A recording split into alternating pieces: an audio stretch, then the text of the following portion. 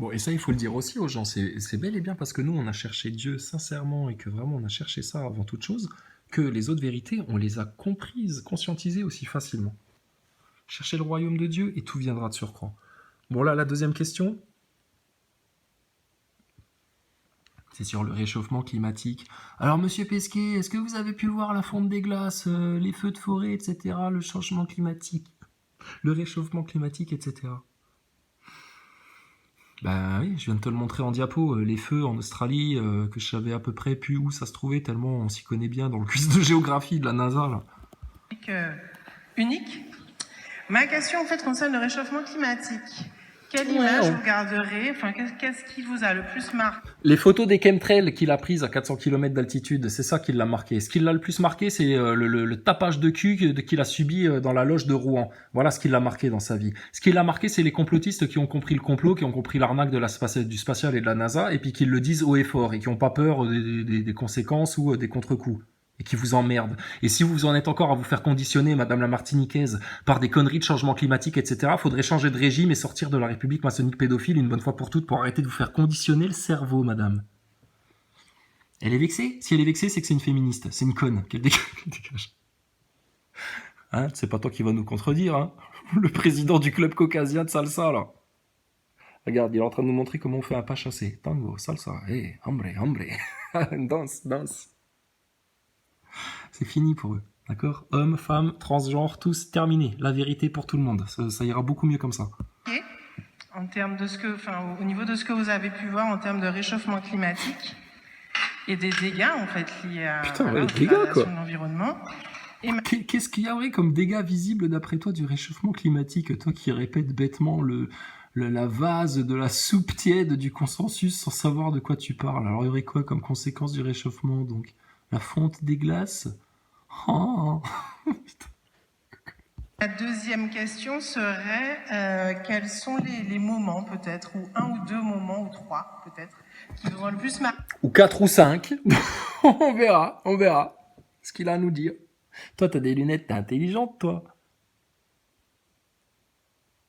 Honnêtement, elle te paraît cohérente son histoire? Réfléchissez, putain, les gens, sérieux, soyez attentifs un peu. Regardez ce que vous faites bouffer à vos pauvres enfants qui se bouffent déjà Covid, masque sur le nez, picouse obligatoire, nouvel ordre mondial, pas de retraite, pas d'hôpitaux, marche ou crève, ferme ta gueule, sinon on t'envoie les flics te tabasser. C'est ça que tu veux pour le pio-pio, là, sérieux? Mais putain, dégagez la RMP, rappelez le roi, qu'on dise toute la vérité, qu'on dégage tout ça, sérieux. C'est une honte. C'est une honte. Tous les Français sont responsables de ça. Ceux qui vont détourner le regard de cette vérité-là, vous êtes les grands irresponsables. Il ne faudra plus jamais venir parler de quoi que ce soit. Fermez tous vos gueules. En termes de vie ensemble, en fait, de travail d'équipe, en termes de relations humaines. Qu'est-ce qu'elle fait là? Elle est en train de répéter les questions qu'elle a déjà entendues dans d'autres interviews. Ça sert à rien, putain. C'est juste parce que voilà, besoin d'exister, je sais pas. Mais elle a pas de questions en fait. Elle a pas de questions. Puisqu'elle a tellement pas de questions qu'elle est obligée de chercher dans sa mémoire les questions qui ont été déjà posées à l'astronaute et puis qu'elle va répéter de nouveau. Changement climatique et puis racontez-nous une petite anecdote de votre travail en équipe quand même. Putain, il y en a marre des neuneux. Il y en a marre des neuneux. Et ça, c'est les conséquences de la déséducation, de la tendance, du conditionnement, du bain tiède, du consensus, de tous les mensonges qu'on leur raconte et des conditionnements émotionnels, psychologiques, intellectuels, politiques et tout le bordel. Et scientistes. Je sais pas, que vous avez pu vivre en dehors de choses plus caractéristiques. Bon, voilà, rends le micro à quelqu'un d'autre et rassieds-toi. Sérieux, vous nous saoulez les gens. Scientifiques. Très bien. Ah oui, très bien. Écoutez, merci. Ah oui, très bien. C'est une question bateau. Bon, lui, ça le lasse un peu parce que c'est toujours les mêmes choses. Il s'amuserait beaucoup plus avec des gens comme nous, hein, Thomas Pesquet. Hein. Là, il y aurait du répondant, là, il y aurait du jeu, il y aurait du challenge. Il aime bien le challenge, Thomas Pesquet. Bah, qui vienne répondre aux vraies questions et pas aux questions des gogoles comme ça suffit, c'est trop facile, Pesquet. On dirait des adultes qui s'en prennent à des enfants. On dirait des pédophiles qui s'en prennent à des enfants, sérieux. Pour ces questions, en termes de réchauffement climatique, pour moi, il y a eu vraiment deux moments. La première mission, là, on découvre la vue de la Terre et à quel point tout ça c'est fragile, à quel point tout ça semble tout petit et tout fragile. À quel point ça semble tout petit et tout fragile. Mais il devrait te dire tout le contraire, putain. À quel point c'est petit et fragile. Mais alors vous étiez à des dizaines de kilomètres du globe pour avoir cette impression de petitesse et de fragilité de cette toute petite boule au milieu du vide. Et effectivement, cette toute petite boule au milieu du vide, c'est avec la seule force de sa gravité qu'elle arrive à retenir son atmosphère et qu'elle se la fait pas aspirer par le vide. Mais tu devrais être aplati comme une crêpe au sol alors si la gravité elle est puissante au point de retenir l'atmosphère contre tout le vide autour. Les globistes, vous êtes morts, Tadel, morts. Toute petite et toute fragile, mais tu devrais voir un mur immense face à toi à 400 km d'altitude. Ça devrait au contraire te paraître énorme la Terre. Et à chaque fois, ils vous disent c'est tout petit, tout fragile, parce que réchauffement climatique, faut qu'on en prenne soin de notre planète. C'est pour ça qu'il faut qu'on continue à polluer comme des porcs pour envoyer des fusées vers la Lune et vers Mars pour faire n'importe quoi. Mais putain, c'est qui ces gens qui font tout et leur contraire? Tout et son contraire. Et que l'atmosphère, c'est vraiment minuscule, c'est vraiment une bulle de savon qu'entoure la Terre. On voit... Une bulle de savon dans le vide. Ça fait quoi, une bulle de savon dans le vide? Moi, je veux bien vos histoires de bulles à la NASA, etc., là, qui sortent des casques comme par enchantement. Mais, comme on le dit, une bulle, imagine-toi ça, un solide, une sphère solide, entourée de gaz, le tout placé dans du vide. Le gaz, il reste accroché comment à ta bouboule? Avec la gravité. Oui, mais toi, t'es le même neuneu que la bonne femme qui pose ses questions, toujours les mêmes trucs sans réfléchir, etc. Des putains de cons conditionnés comme des nazaboys. Non, ta bulle de savon dans le vide, elle éclate. Ton atmosphère dans le vide, de ta toute petite planète toute fragile dans l'immense vide, les gaz, ils dégagent. Oui, mais les autres planètes alors? Mais les autres planètes, connards, ils t'ont menti tout pareil. Putain, c'est un point de vue que vous avez. Là, le spatial, les trucs qui tournent autour, les bouboules, l'héliocentrisme, etc. C'est pas ça. Mais oui, mais on les voit quand même, les planètes, la planète Mars, Neptune, etc. Oui, tu vois des objets dans le firmament. Et après, vous vous êtes raconté une histoire, comme lui, il se raconte une histoire sur tout son délire, là. Et vous êtes resté dans cet unique narratif. Et vous en avez jamais considéré aucun autre. Vous êtes parti du dogme religieux, hystérique, extrémiste que ce sera comme ça et pas autrement. Et quiconque vient remettre en cause Darwin, le Big Bang, Thomas Pesquet, la NASA, le Covid, la picouse, le gouvernement, Macron, la télé, c'est mal, c'est méchant. Les gna gna gna zaboy. Les foutus. Les putains de moutons enragés. Nous, on vous dit la vérité. Nous, on vous affirme, on prend tout le monde à témoin, on vous dit la vérité. Eux, ils vous mentent, ils vous manipulent et ils vous amènent à votre destruction totale. Corps, âme, esprit, tout. Les effets un peu nocifs de l'activité humaine, on voit la pollution des rivières, on voit la pollution au-dessus des villes, on voit les coupes dans la forêt amazonienne. C'est à cause de qui les pollutions dans les rivières? C'est à cause des gens? Non, c'est à cause de l'industrie. C'est à cause des grands patrons de la chimie qui déversent. C'est à cause de tout ça. C'est à cause de votre système de nouvel ordre mondial qui bousille tout, qui détruit tout, pour l'argent, le profit. Wall Street, les intérêts, la spéculation. Aucun cap, aucun objectif humain, rien. L'ONU, mon cul. Un outil du nouvel ordre mondial et de la gouvernance mondiale, on le sait très bien.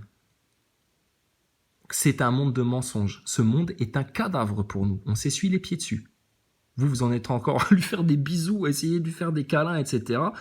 Va baiser tes morts, hein. Va bouffer tes morts. Très très bien.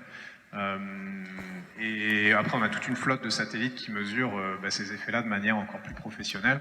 Une flotte de satellites qui mesure ça de manière encore plus professionnelle. Donc, vous servez à rien dans la station spatiale pour soi-disant observer la petite planète fragile là, qui se dégrade, puisque vous avez une flotte de satellites. De la même manière, tes photos, etc., vu que apparemment ça t'a pris du temps, et puis que ça t'a demandé des efforts, et puis que du coup t'as pas pu profiter de la vue comme tu le voulais, t'aurais rien à voir à foutre de faire des photos, vu que vous avez une flotte de satellites qui s'occupe de ça de manière encore plus professionnelle que vous.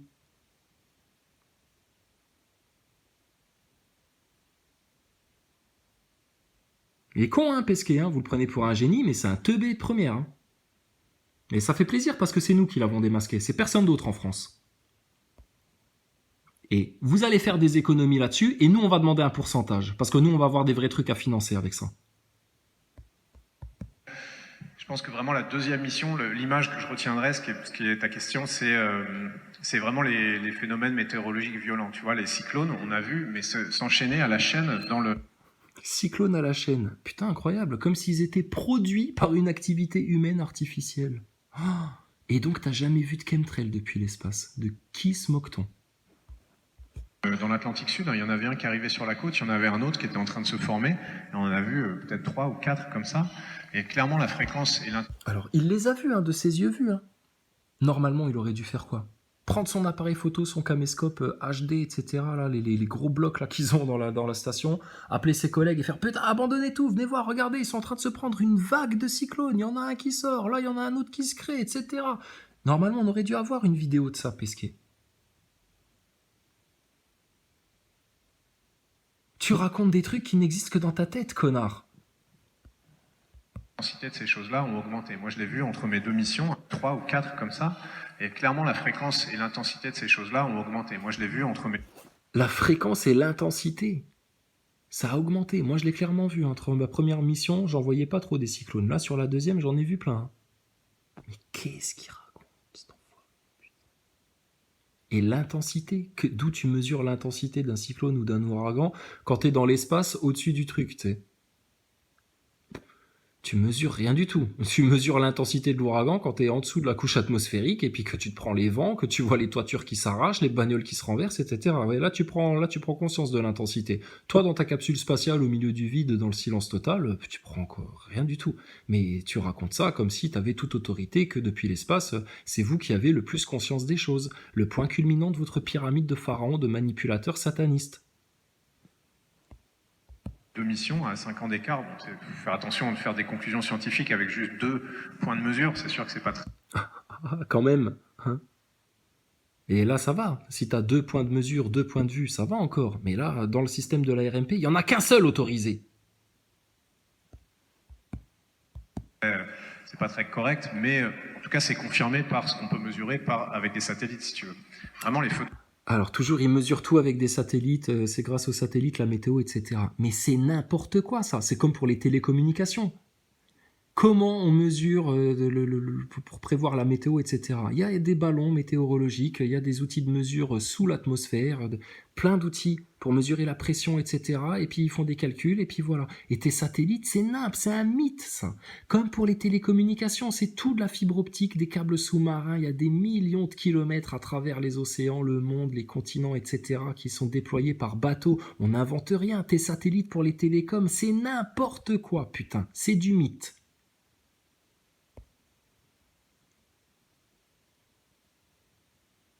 Ils ont besoin de vous faire croire au spatial pour se faire passer eux-mêmes pour Dieu, pour ceux qui définissent qui peut sortir et qui ne peut pas sortir, alors que eux-mêmes ne savent pas sortir. Tu comprends ce que je veux dire? Ils sont inférieurs, ils savent pas sortir, donc ils vous racontent que c'est eux qui ont toute autorité pour savoir sortir. Petit diable, foutu. Pour elle, l'été, ça aussi, ça augmente. Tous les étés, il y en a plus. Enfin, on va dire, globalement, il y a mais toujours Pesquet, il t'affirme un truc d'un aplomb et à chaque fois il y a une virgule et il te fait bon, mais enfin un peu, enfin mais bon, mais pas trop quand même, parce que il n'assume pas, parce qu'il sait qu'il ment et parce que il sait qu'il peut pas affirmer des trucs avec aplomb comme nous on est capable de le faire, qui disons la vérité, parce que lui il ment, donc il est toujours obligé de te dire un truc où il a l'air d'être sûr de lui et machin, et où après bon il est obligé un peu de rectifier quand même parce que sinon ça va trop loin son histoire. C'est un tas de merde votre Pesquet, vous allez le ramasser à la petite cuillère quand on aura fini avec lui. Et ça, moi, je l'ai vu. Et quand tu vois la dévastation que ça crée, vraiment en Californie, en Colombie-Britannique, j'ai pas une photo parce qu'en fait, tu vois que de la fumée. On voit de la fumée même jusqu'à dans la stratosphère. Hein. Quand on regardait sur le côté, tu voyais l'atmosphère qui, normalement, c'est vraiment une bulle de savon. Quand on regardait sur le côté... Attends, mais... Alors, tu te mets sur le côté, dans la coupola, hein. Tu te mets sur le côté comme ça. Si tu fermes un œil, que tu arrives bien à t'aligner avec l'horizon, qui est plate, on l'a vu, hein. Donc peut-être t'arrives à voir que les fumées, elles arrivent jusqu'à la stratosphère. Mais putain, mais quel bonimenteur le mec là. On se croirait dans une vieille auberge du Moyen-Âge avec un mec qui débarque de nulle part et qui nous raconte des histoires, putain. Ah, putain, elle a pleuré de rire debout. En dormant. Enfin, si on se comprend, hein. Je sais pas si tu comprends le principe à peu près, un peu. Putain. Johnny Hallyday en concert. Allez, c'est parti, ma vedette. Putain, le mec, quoi. Tu voyais l'atmosphère qui, normalement, c'est vraiment une bulle de savon toute clean. Normalement, c'est une bulle de savon toute clean. Dans le vide. Putain. Quelle métaphore. Toute clean. Il n'y a pas un chemtrail. Il n'y a pas une usine qui envoie des trucs. Pas une centrale nucléaire qui crée des nuages. Il n'y a rien du tout. C'est tout clean. Pas de chemtrail. Ça n'existe pas, les chemtrails. Et alors, putain, et ceux qui ont vu les bombes éclater en Ukraine, les missiles envoyés, les explosions et tout, putain, ça doit être sympa à voir depuis l'espace. Ça vous donne pas aussi une petite impression de fin du monde, là? Histoire de kiffer un peu? Mais là, il y avait un gros trait gris sur le dessus, et c'était la fumée qui était montée tellement haut qu'après, elle se fait bloquer dans l'atmosphère, et du coup, ça la dessine de manière encore plus grise. Et quand tu vois ça, tu te dis, ah oui, attends, quand même, il se passe un truc, quoi. Voilà. Attends, là, on arrive encore une fois sur... T'es en train de déguster un plat, et tout d'un coup, tu trouves une surprise, tu sais, il y a des petits jouets, il y a des Kinder surprises, là, dans tout ce que tu nous sers, Pesquet. Il est sympa, le repas d'enterrement, pour toi, là. Bouge pas de là.